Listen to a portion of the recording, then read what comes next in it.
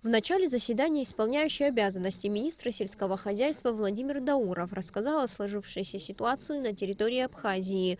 Сегодня ведется активная борьба по уничтожению мраморного клопа. Подобная работа начала проводиться еще в прошлом году в связи с резким увеличением количества вредителя, что нанесло большой урон практически всем видам сельскохозяйственных культур. Вот почему, по словам Владимира Даурова, были приняты все необходимые меры для уничтожения мраморного клопа. Было подготовлено и отправлено на имя министра сельского хозяйства Российской Федерации письмо о сложившейся ситуации в нашей республике. Между тем, Министерство сельского хозяйства Республики Абхазия, самостоятельно используя ресурсы запаса пестицидов, приступило к мероприятиям по защите сельскохозяйственных культур от данного вредителя. Для граждан сельской местности, ведущих личные подсобные хозяйства, началось выделение пестицидов для принятия ими срочных мер по предотвращению распространения вредителя на своих участках. Согласно плану, были созданы рабочие группы из российских экспертов, которые в течение нескольких месяцев мониторили ситуацию и создавали условия для уничтожения клопа. Помимо того, на территории Абхазии появились комиссии из местных специалистов, которые взяли на себя ответственность вести надзор за исполнением всех мероприятий по уничтожению вредителя. Основная задача подобных мероприятий, по словам собравшихся на семинаре, не дать мраморному клопу размножиться. Благодаря подобным мероприятиям крестьяне в этом году имеют хороший урожай цитрусовых культур. Возможность эффективной борьбы с мраморным клопом находится в непосредственной прямой зависимости от получения разрешений карантинными службами пересечения сельскохозяйственной продукции Российской Федерации.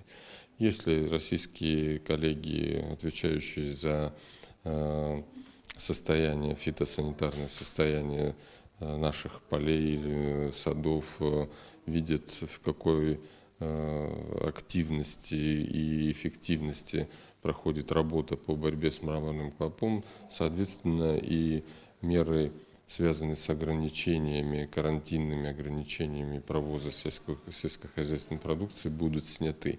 На заседании российские эксперты рассказали о работе, которую они провели на территории Абхазии. По словам заместителя директора федерального учреждения Россельхозцентр Дмитрия Говорова, в первую очередь был проведен мониторинг. Подобно изучена ситуация и оценены масштабы проблемы.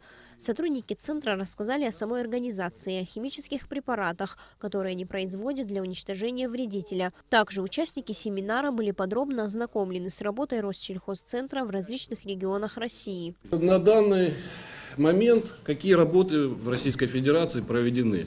Объемы, конечно, большие. Фитосанитарный мониторинг 208 миллионов гектаров. Из них больше половины специалисты нашего учреждения провели, то есть своими ногами прошли эти больше 100 миллионов гектаров, посмотрели и, может быть, даже неоднократно посмотрели. Пестицидами обработано 92 миллиона гектаров. Хочу сказать, что площади обработок растут в России, потому что более интенсивным становится сельское хозяйство. В том числе и урожайность растет. Вы видите, у нас там по зерновым очень хороший урожай, хотя погодные условия были тяжелые.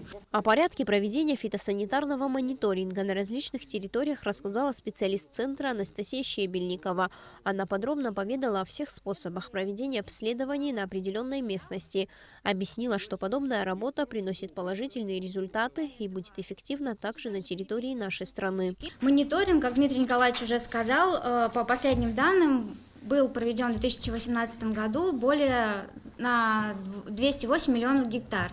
И около половины этой площади обследовали специалисты филиалов Россельхозцентра в рамках госзадания. В частности, на вредителей было обследовано свыше 99 миллионов гектар, на болезни 48 миллионов гектар и сорную растительность учитывали на площади около 60 миллионов гектар.